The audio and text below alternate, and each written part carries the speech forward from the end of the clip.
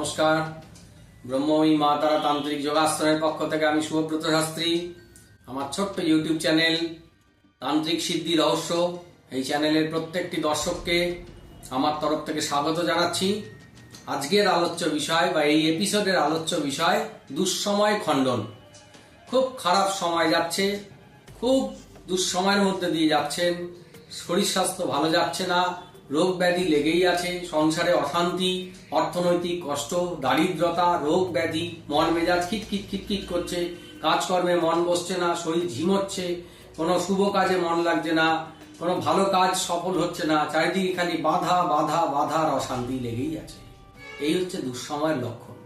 এই দুঃসময় থেকে মুক্তি পাওয়ার বিভিন্ন উপায় আছে। তান্ত্রিকদের কাছে গেলে তারা হোম যজ্ঞ করে দোষ খণ্ডন করেন, গ্রহ দোষ কাটান, নবগ্রহ শান্তি করেন, বৃহস্পতির দোষ কাটান, শনি মঙ্গল রাহু দোষ খণ্ডন করেন, বিভিন্ন অশুভ গ্রহের দোষ খণ্ডন করেন। তার সাথে মহামৃত্যুঞ্জয় কবচ, বগলামুখী কবচ, দক্ষিণাকালী কবচ, নৃসিংহ কবচ, দুর্গা কবচ, এই ধরনের কবচ দিয়ে থাকেন, যাতে একটা ব্যক্তি খারাপ সময় থেকে অবশ্যই ভালো লাভ পেয়ে উদ্ধার হয়ে যায়।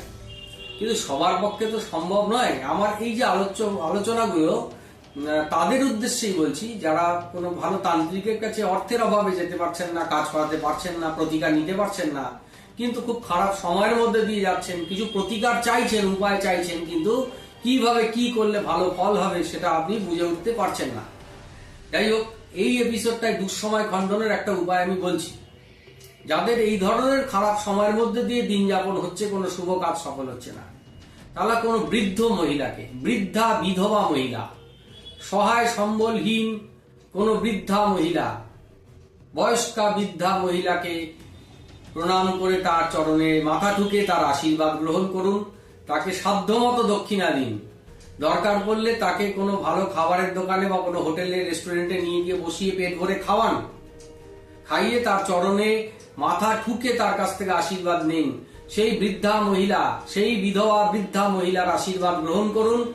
তার আশীর্বাদে অনেক উপকার পাবেন। এই দুঃসময় কাটবে, এই দুঃসময় থেকে উপকার পাবেন, দুঃসময় থেকে রক্ষা পাবেন, সুসময় আসবে। এই দুঃসময় থেকে বেরিয়ে আসার একটা মুক্তির উপায় বা একটা ভালো রাস্তা খুঁজে পাবেন, যে রাস্তায় এগোলে আপনি ভালো ফল পাবেন। এই দুঃসময় থেকে মুক্তি লাভ হওয়ার একটা খুব সহজ উপায় বলে দিলাম। এটা করে দেখুন। এটা করলে কিন্তু ভালো কাজ হবে। খুব খারাপ সময়ের মধ্যে দিয়েও, দুঃসময়ের মধ্যে দিয়েও আপনি একটা বাঁচার রসদ খুঁজে পাবেন। একটা দুঃসময়ের থেকে মুক্তি লাভের ভগবান আপনাকে পথ প্রদর্শন করবে। তাই এই উপায়টাকে অবলম্বন করলে বা এই ছোট্ট টোটকাটাকে, কোনো টাকা পয়সার তো প্রয়োজন পড়ে না, খুব সামান্য কিছু দক্ষিণা তাকে বসিয়ে যদি আপনি কোনো ভালো জায়গায় বসিয়ে, ভালো দোকানে বসিয়ে পেট পুরে খাওয়ান, সেবা দিতে পারেন, সেই অসহায় বৃদ্ধা বিধবা মহিলাকে খাওয়াতে পারেন, তার চরণে মাথা ঠুকে তার আশীর্বাদ লাভ করতে পারেন, সেই আশীর্বাদের প্রভাবে আপনার জীবনে দুঃসময় কাটবে এবং সুসময় আসবে, ভালো ফল লাভ হবে। এই টোটকাটা করে দেখুন, অবশ্যই উপকার পাবেন, কোনো খরচের প্রয়োজন পড়বে না। সকালে ভালো থাকুন, সুস্থ থাকুন। এই এপিসোডটা এই পর্যন্তই। এই ধরনের বিভিন্ন বিষয় নিয়ে ভবিষ্যতে আলোচনায় আসছি।